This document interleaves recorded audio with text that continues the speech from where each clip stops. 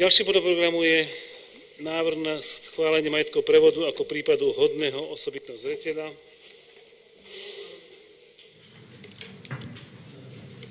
Materiál predkladá inžinier Hudák. Ďakujem. Vážené mestské zastupiteľstvo, predkladám vám návrh na schválenie majetkového prevodu ako prípadu hodného osobitného zreteľa. Tento majetkový prevod bol prerokovaný v komisii pre disponovanie s majetkom mesta 19. septembra, rovnako tak v Mestskej rade. Výpis uznesenia komisie, uznesenie Mestskej rady je súčasťou materiálu. Predmetom majetkového prevodu je prenechanie majetku mesta do dlhodobého nájmu. Zámer prenechať majetok mesta do dlhodobého nájmu spôsobom ako prípad hodný osobitného zreteľa bol schválený v mestskom zastupiteľstve.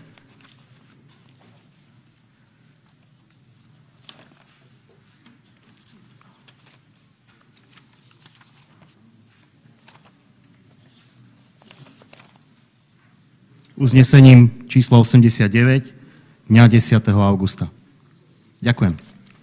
Ďakujem. Ja dodám len to, že ide o bývalú materskú školu na ulici Lomnickej na Šváboch, ktorá je viac ako 7 rokov nevyužívaná, je v zlom stave. Jej údržba, bežná údržba nás stojí peniaze, veľké peniaze ročne, napriek tomu teda, že sa neužíva. A táto nadácia má už niekoľko funkčných projektov. Je tu garancia, predbežná garancia, že tento projekt bude slúžiť na to, na čo sme sa dohodli, a to zariadenie sociálno-právnej ochrany detí a solidaritu detí z detských domov, prípadne týrané matky. Ďakujem. Otváram rozprávu k tomuto bodu.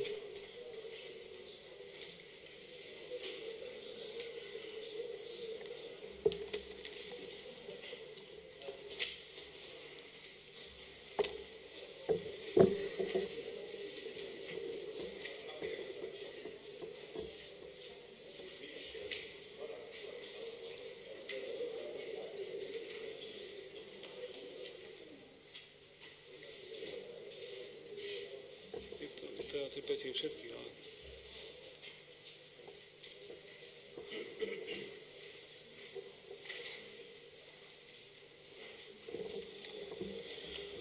Ja chcem zdôrazniť, že vzhľadom k tomu, že ide prípad hodný osobitného zreteľa, je potrebné na schválenie 3/5 väčšina všetkých poslancov.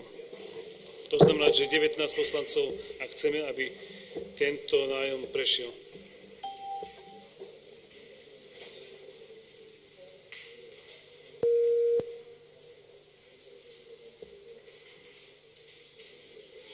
Ďakujem. Pán doktor Krajňák. Vážený pán primátor, kolegyne, kolegovia, veľmi stručne som rád, že tento proces toho nevyužívania materskej škôlky na Šváboch sa týmto ukončí. Som veľmi rád, že nakoniec došlo ku konsenzu, keďže v minulosti bol ten záujem, aby bol dlhodobý nájom na dobu 40 rokov. Vtedy sme náš pravicový klub navrhoval tých 20 rokov, teda, že to bolo prijaté, a chcem len veriť, že Švábčania to budú vnímať pozitívne. Verím, že nájomca bude a spustí do 2 rokov celú stavbu, že bude realizovaná, a verím, že nebudú žiadne problémy, čo sa týka dopravnej infraštruktúry, respektíve iné, že všetko tak, ako je tu, zazmluvnené a je to pripravené na podpis, že takto bude realizované. Ďakujem pekne. Ďakujem. Pani inžinierka Kolárová. Vážený pán primátor, vážený prítomný, ja tiež vítam iniciatívu tejto košickej nadácie, ale čo mi chýba v tom materiálu, to je stanovisko sociálnej komisie.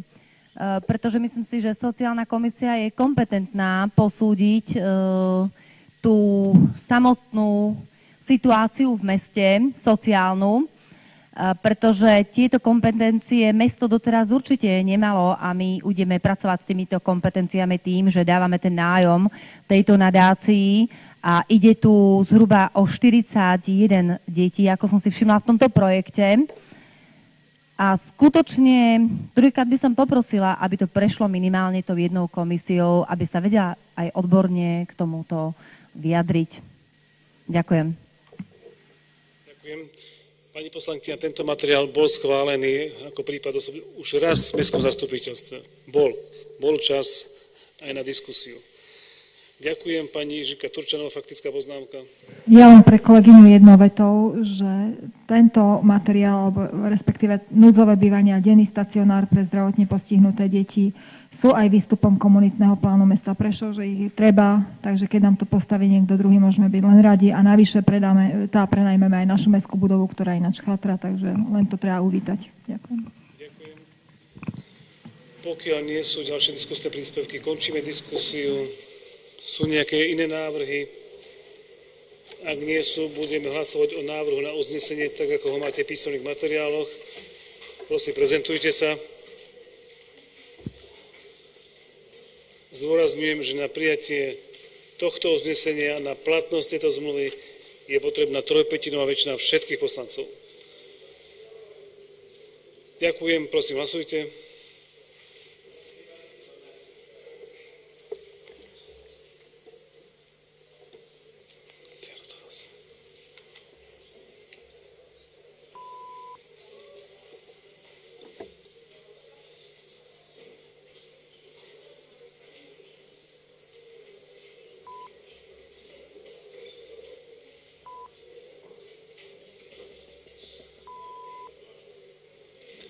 Ďakujem.